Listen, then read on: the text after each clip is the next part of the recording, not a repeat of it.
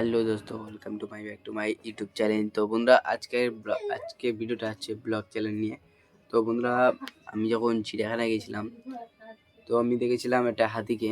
তো সেই ভিডিওটা দেখা চলেছি।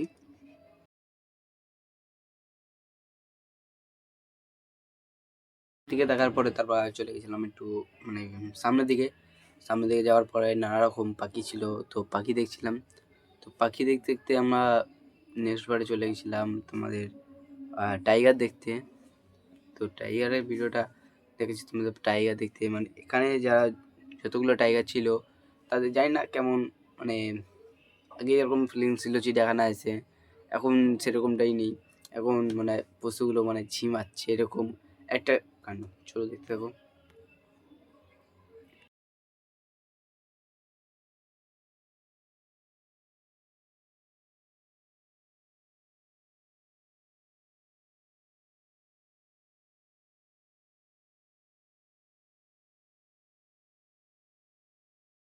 চিড়িয়াখানায় কিন্তু আমি একা যাইনি, আমার সাথে একজন বন্ধু গেছিল। সেই বন্ধুটা তো আমার সাবস্ক্রাইবার ভাই, মানে আমারই ভাই। সে গেছিল আমার সাথে, মানে ফার্স্ট বার আমার সাথে ক্যামেরার সামনে। এমন একটি মানে এমন লজ্জা পাচ্ছিল দেখুন।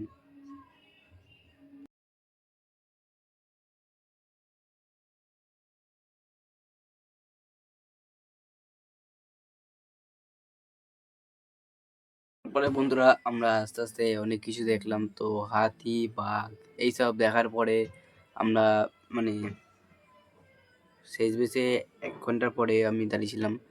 তো দেখার পরে আমরা চলে আসলাম বাইরে। মানে ফাইনালি আমাদের মানে দেখে আগে আগে যেমন ছোটবেলায় আমরা চিড়িয়াখানায় গিয়ে যতটা মজা পেতাম, এখন গিয়ে ততটাও মজা নেই যেটুকুনি আজকে আমি দেখলাম।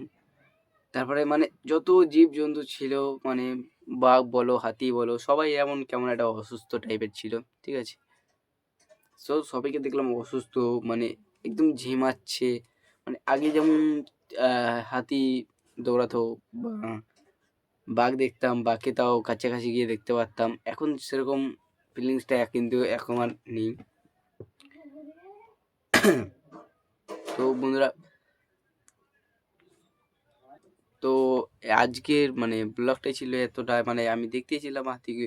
মানে আজকের ব্লগের ভিডিও হচ্ছে আমাদের চিড়িয়াখানার ব্লগ।